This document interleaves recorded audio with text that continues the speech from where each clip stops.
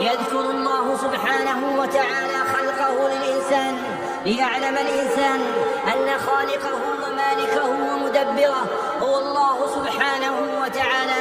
قال الله تعالى: أولم ير الإنسان أنا خلقناه من نطفة فإذا هو خصيم مبين. وقال سبحانه وتعالى: اقرأ باسم ربك الذي خلق خلق الإنسان من علق. وقال سبحانه وتعالى: إنا خلقنا الإنسان من نطفة أمشاج نبتليه فجعلناه سميعا بصيرا. وقال تعالى: أيحسب الإنسان أن يترك سدى ألم يك نطفة من مني يمنى.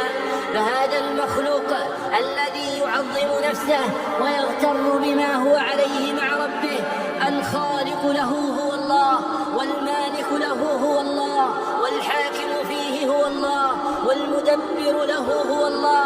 فينبغي للإنسان أن يرتدع عن غيه وأن يعود إلى رشده وأن يعلم أن الله الذي خلقه قال له: يا أيها الإنسان ما غرك بربك الكريم الذي خلقك فسواك فعدلك في أي صورة ما شاء ركبك.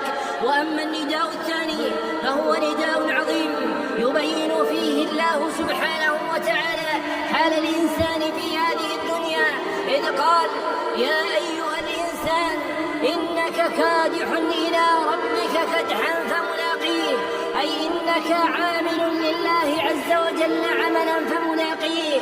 فأنت ملاق الله سبحانه وتعالى، ليس بينك وبينه ترجمان، وأنت ملاق عملك الذي عملت.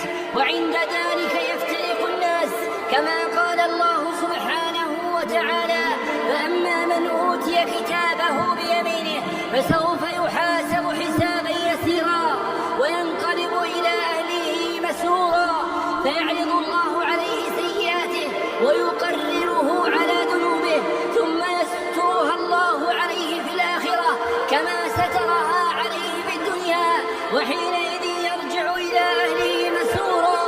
وأما من أوتي كتابه بشماله من وراء ظهره فسوف يدعو ثبورا، أي ويلا، ويصلى سعيرا، أي نارا تتلظى.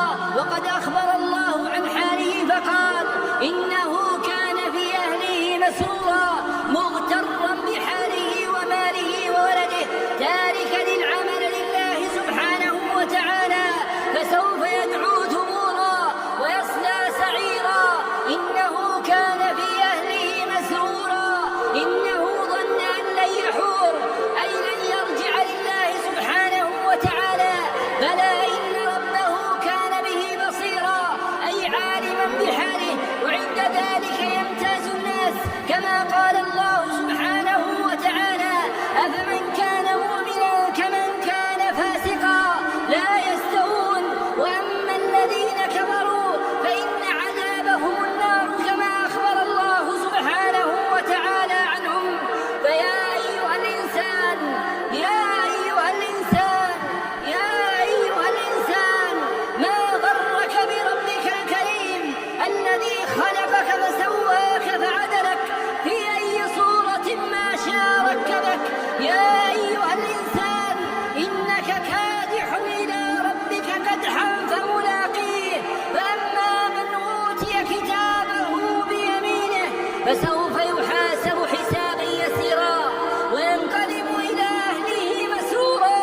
وأما من أوتي كتابه وراء ظهره فسوف يدعو ثبورا ويصلى سعيرا. إنه كان في أهله مسرورا، إنه ظن أن لن يحور. بلى إن ربه كان به بصيرا.